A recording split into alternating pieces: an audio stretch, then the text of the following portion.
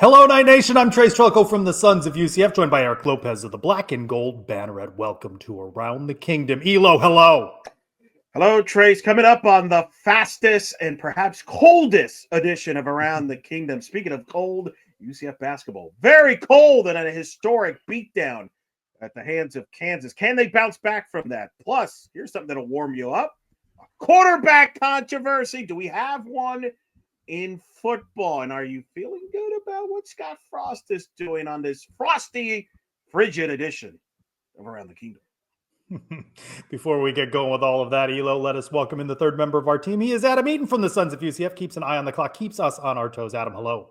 Gentlemen, good evening. I'm just glad to know that this particular program will not be a blowout. I expect you two to have a good contest, a fair contest, but I expect no 50-point wins for anybody tonight. True that. All right, we'll talk to you in a few, Adam. All right, Elo, you said quarterback controversy, but I dubbed it a quarterback battle now that UCF has brought in Tavon Jackson, most recently of Indiana, to battle with Ja'Curry Brown, Dylan Risk, and maybe Cam Fancher from FAU. That's your quarterback room for the Knights as we record in early January. You really think there's controversy here, Elo? Well, anytime there's competition, it usually leads to controversy because it'll divide the audience, right? Because you're going to have people that are going to say Dylan Risk should be the guy based on what they saw, the incumbent. Then there's going to be others that say, hey, I'm not sold on Dylan Risk, but I'm intrigued by the potential of Jackson and what he brings to the table. Perhaps a better fit to the Scott Frost system, multi-years of eligibility for Jackson. If nothing else, Trace, we have a storyline for the spring football quarterback debate. We're back to normal. I'm excited about it. I know you are. I look at tonight.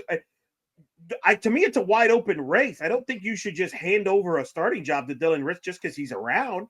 Now, he might have an upper hand because he's already here, but I do think this is a legitimate debate, no? Oh, definitely legitimate debate. I'm not sure I'm ready to lean in on the word controversy. We'd have to go back to John Rice Plumlee, Mikey Keene, that time frame to have controversy, but certainly a battle, more so than a season ago, Elo, when highly paid acquisition KJ Jefferson came in, and there was never really any doubt that he would be named the starter going into the season. Yeah, I don't think that's the case here. I don't expect Scott Frost to tell you or any of the media anything about what the quarterback room is going to look like. I don't expect us to see open practices, so we may not see any of these guys until the spring game, and who knows what that will look like. But listen, I like the approach that UCF's going with this, and as we'll get into this, getting guys with multi-years of eligibility, getting guys with upside.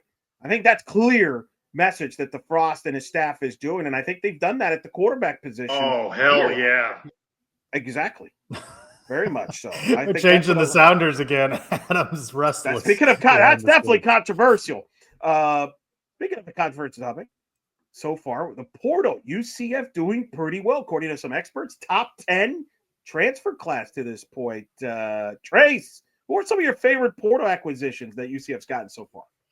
Well, we were talking about Tavon Jackson. I think it's interesting. And by the way, where was he recruited first? Tennessee by Josh Heupel. Josh Heupel may know a thing or two about quarterbacks, right? Plus the Mackenzie Milton angle. So I do like the upside.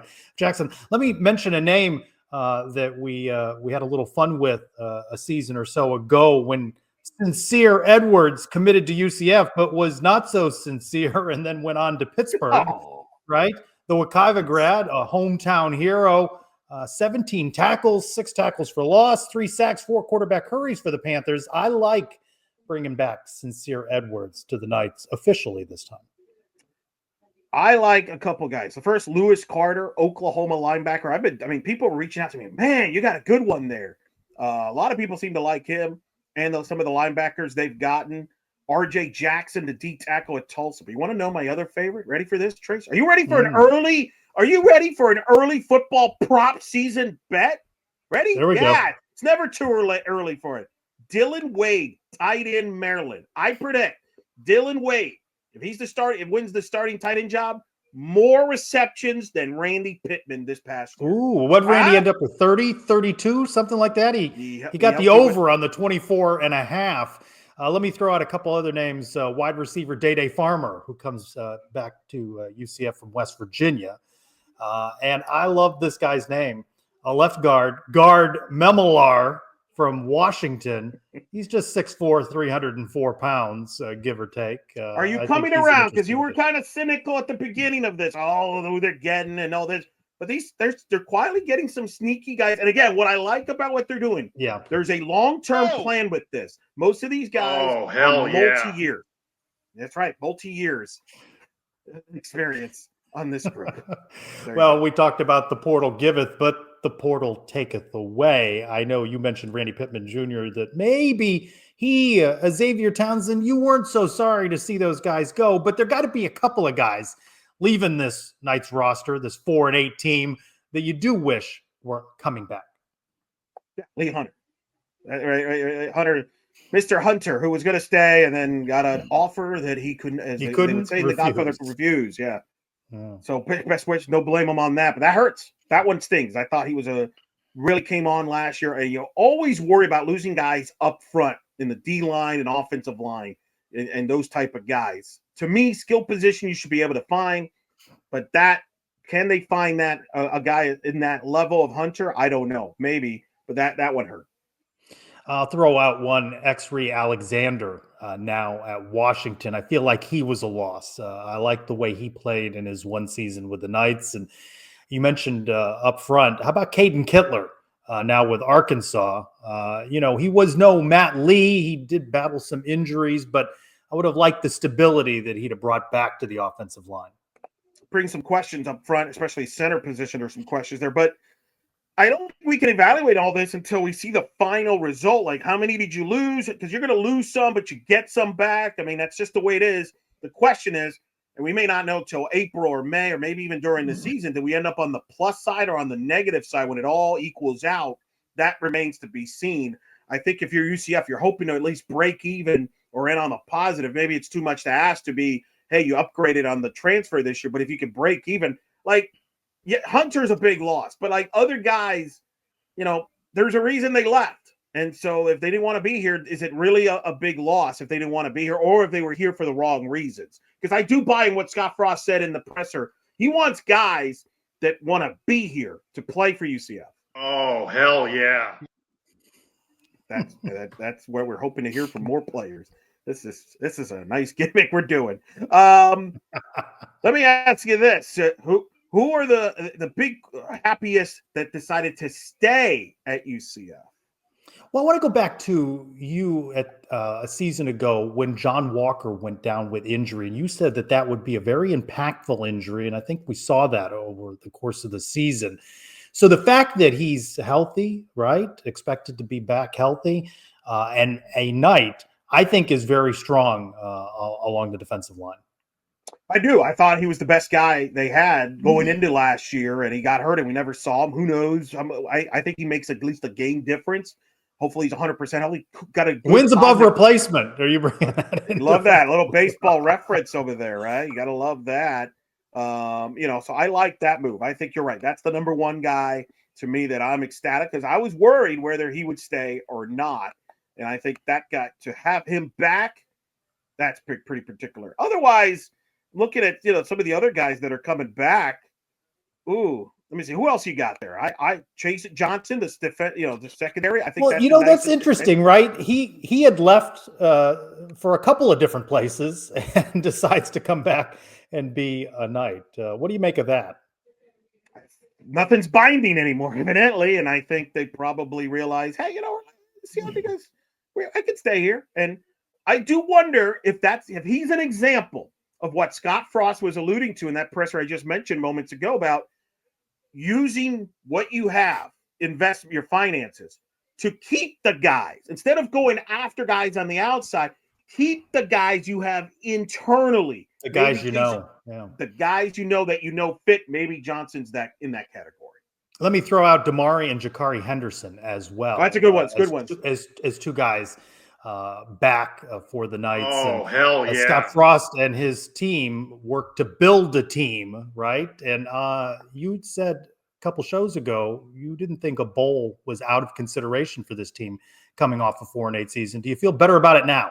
Darn right. I went on record saying they're going to make a bowl, and darn right, I'm feeling good. I'm not backing off of that. People like you are all critics. I'm an optimist, Trace, as we know. Earlier this week, our own Adam Eaton interviewed Mitch Sherman of The Athletic, who covers Nebraska. A very interesting, insightful interview. Many of you have had opportunity to listen to it. It's on the Sun's YouTube channel right now, also wherever you get your downloadable audio content. He referenced something that struck me. There was Nebraska Frost and UCF Frost. And in that opening presser for UCF a couple weeks back, he saw some of that UCF Frost. What do you make of that concept that the pressure cooker that was Lincoln made Scott Frost different in his return to Nebraska, and now he's lighter and he's wearing the flip flops, and he's got a more casual approach in Orlando. He can relax. First of all, it's a fantastic interview that Adam's done. I recommend everybody. It's only about a half hour, but it goes by quick. I've watched it multiple times. I think it's a fantastic insight into what happened with Scott in Nebraska. And I think the answer to that question you're asking about, clearly in Nebraska, there's a lot of more which sounds weird, but there's more distractions in Nebraska than there is at UCF. In Nebraska, Scott Frost is a national champion quarterback. Everybody's grabbing him. He's got to do this. He's got to do that. What about this? What about this, coach? What about this? At UCF, he's allowed to live his life. You know what I mean? Like, he can go out in Orlando and not many people would recognize him, or they would leave him alone, or that's not the case in Nebraska. I thought that was one of the most telling things in that interview is we did, when I took it, because I thought that was like a home run hire, and I still do, but there's a lot of distractions there that he had to deal with that he didn't handle very well, quite frankly. In retrospect, there's a pressure that I think he will learn from that. And at UCF, I think his personality fits UCF better than it does Nebraska. I think that's one of my other takeaways from the interview. Yeah, I remember when Kaká was with Orlando City, he talked about being able to have coffee in Winter Park and no one bother him, right? Even if they maybe recognized him. And that wasn't the case as he was an international soccer star. And I imagine that Mrs. Frost can go just about anywhere in Orlando and not be bothered. Hell yeah. No doubt. By the way, any news anchors out there, local or on cable news, go watch the job that Adam did in this interview. Take some notes. Well, let's bring in the aforementioned Adam Eaton in time for our silly game segment. Adam. I'm flattered, Elo. Thanks for that compliment. But I've got a fun game this evening for you both. It's an oldie but a goodie. Charge on, charge off. I'll give you a statement. You tell me if you charge on, agree, or charge off, disagree. I'll start with you, Eric Lopez. No matter what happens this season, Johnny Dawkins' job is safe. Charge on or charge off? Charge on.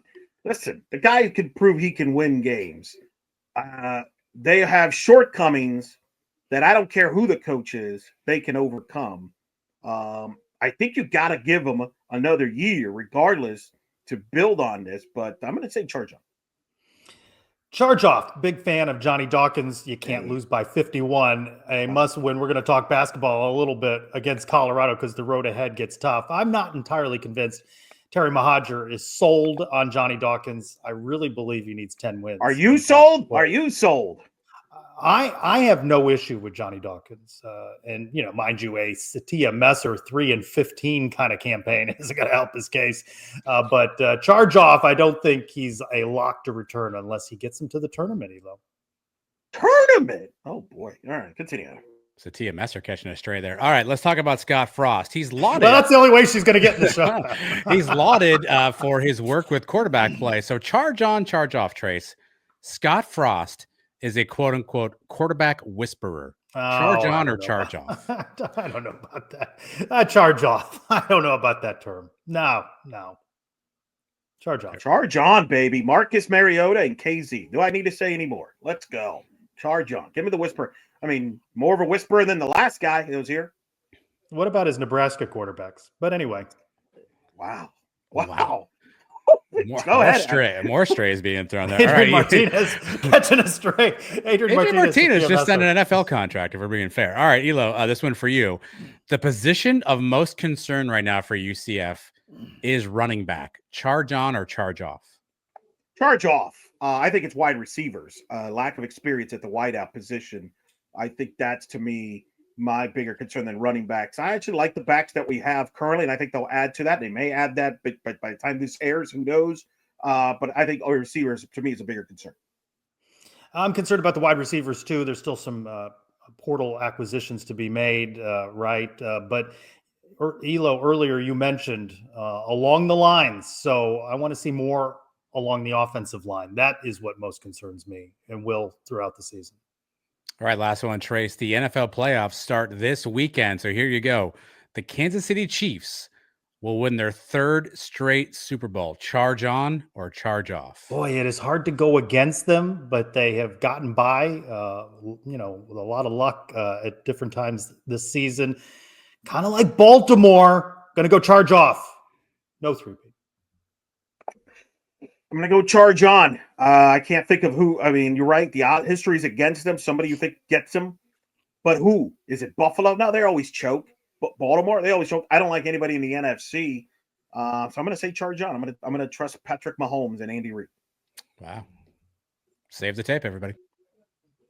May not be correct, but of course, there's another playoff going on. The Final Four in the college football playoff. How's your bracket, everybody? Penn State will take on Notre Dame on Thursday night in South Florida. And then, weather permitting, in the Cotton Bowl, it'll be Ohio State and Texas. There is some concern about the snow and everything over there in Arlington. Trace, your thoughts on this Final Four?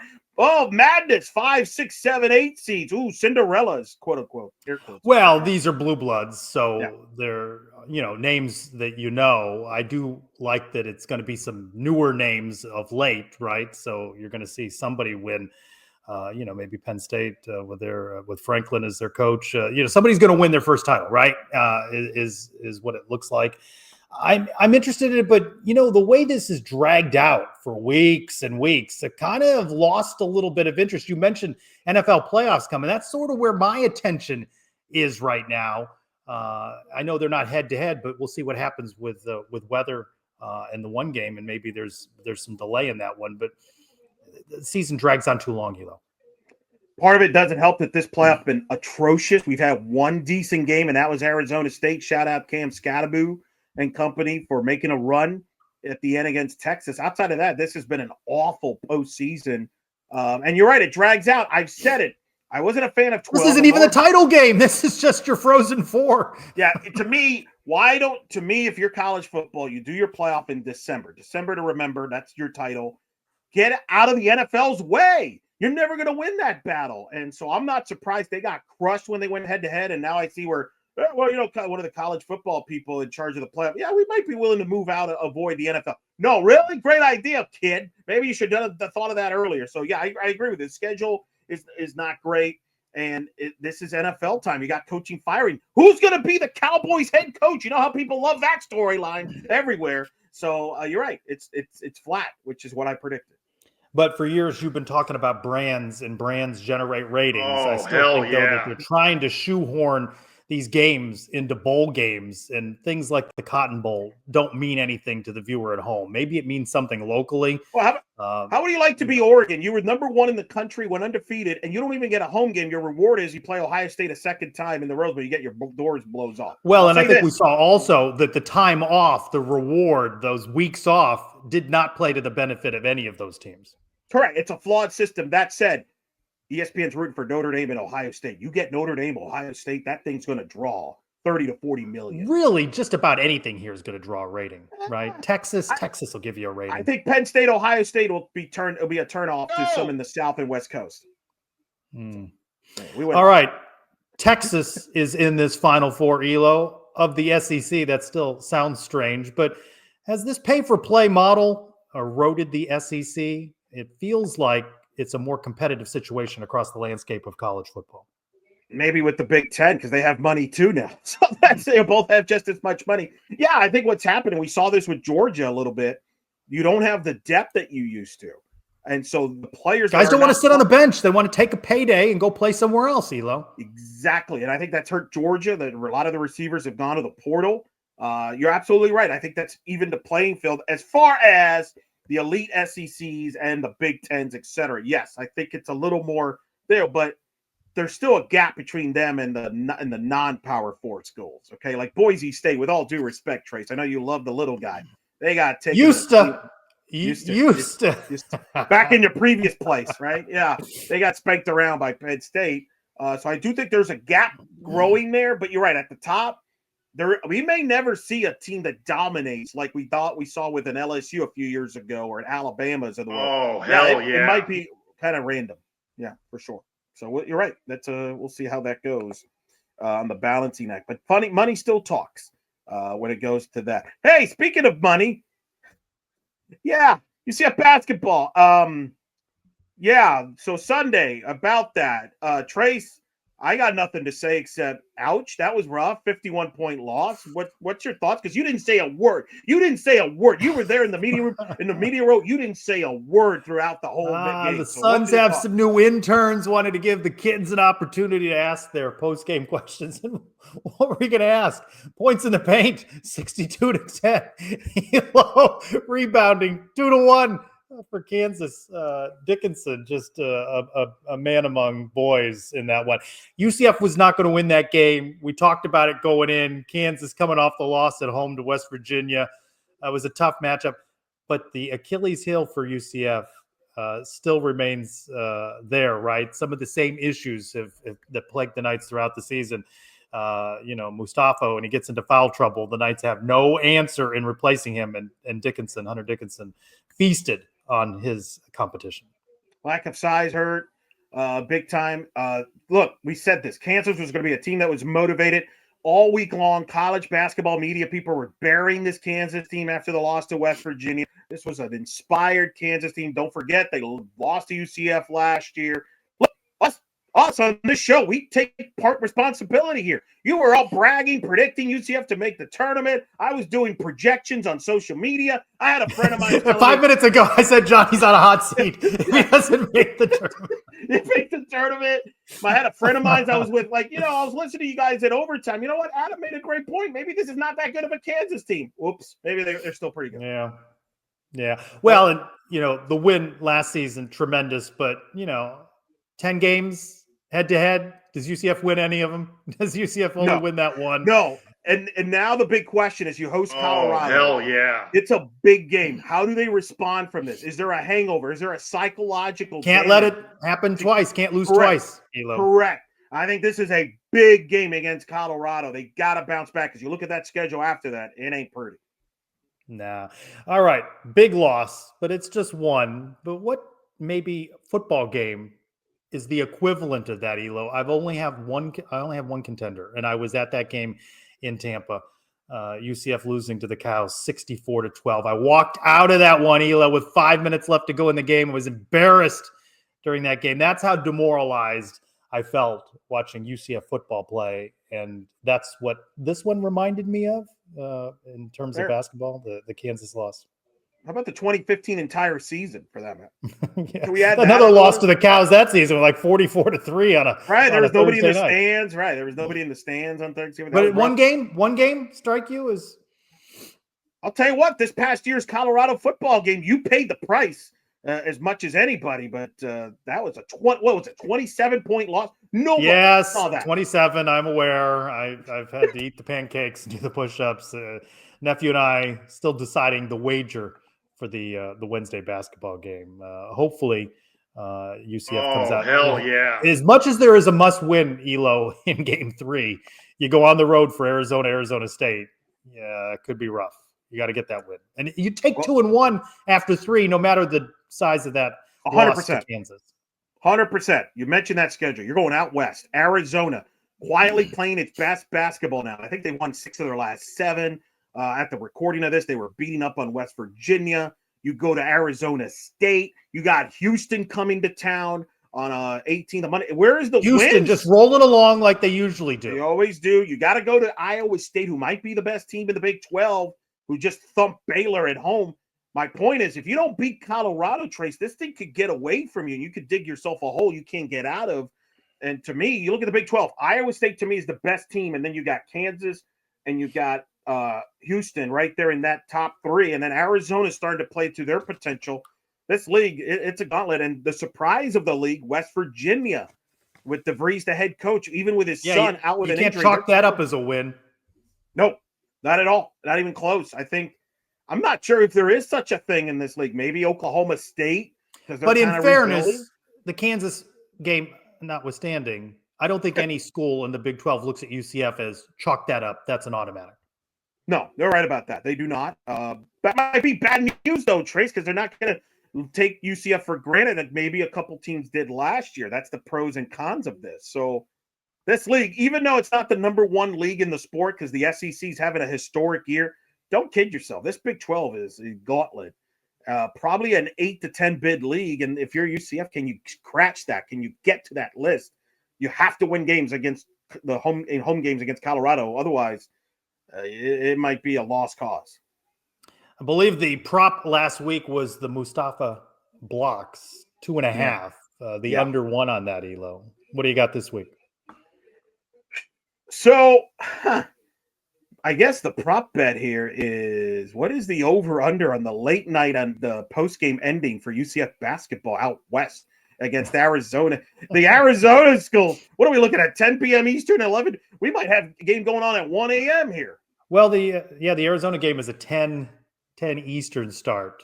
So game ending time? Is that over-under on the Arizona game, and I'm talking about the actual game ending, not the score, at 12:45 a.m. Eastern. The game itself? No, Yeah. under, right? It's a 10 o'clock Eastern start?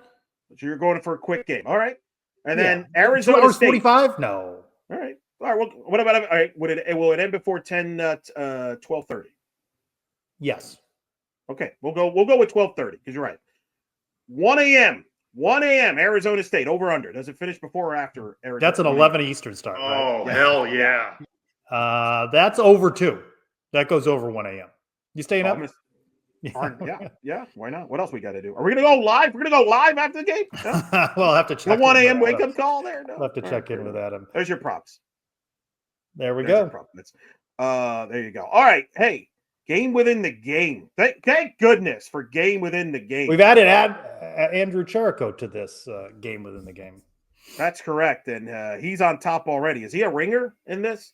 Who's He really wanted in on this action too. He's messaging me, "Hey, are we picking?" It's studying. He's prep. Yeah, he's ready. He got Keyshawn Hall 12 points, led the way. He got 5 points.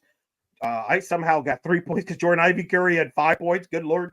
Hey, you got. But the Jalen loser Sellers, in this game was Darius Johnson with 1 bucket, Elo. Nice job, Adam. Good job. Yeah. And Adam picked him first and brings up last place after 1 game. We will make our picks on social media prior to the Colorado game. Adam will have the first pick. Of course, we have our season. Hey, good thing we had our season picks there of all the players. I'm doing pretty good. Even though I had Darius, I got Mustafa Debo Coleman with 9. I have 17 total points for my 3. You, Elo, have 14 for Hall, Benny, and Mikey, the Williams brothers. And Adam brings up the rear on this one as well. Ivy Curry, Sellers, JJ Taylor got him 12 points in this one. Let's bring back in Adam since we had a little fun at his expense. Adam, what did we get right? What did you get wrong? I feel like that was unnecessary. Trace, I got to correct you. It's Taven Jackson. I think you pronounced him Tavon earlier. Taven Jackson is his name. You talked about a competition. 16 games under his belt, only 7 games for Dylan Risk in his career. So Taven would appear to have the upper hand there. You also mentioned Tennessee. KZ was there the year after Taven left, so they did not cross paths in their Tennessee tenure. Randy Pittman, 32 catches. So good luck to Dylan Wade this year, Elo, on over the 32 mark. You guys mentioned running backs. UCF has lost 2 in the last couple of days. Wayman Jordan, who was committed to UCF, went to USC, and Rasul Faison, who was allegedly going to go to UCF, went to the other USC in South Carolina. Elo, you mentioned December to Remember. I think that's the Lexus sales event. I don't know that that's why it sounded so good. Yeah, I don't think that actually counts as a motivational tool. And last but not least, Arizona beats West Virginia tonight in basketball. There we go. Thank you, Adam. All right, one more thing before we go. Elo, Feel the Island Breezes.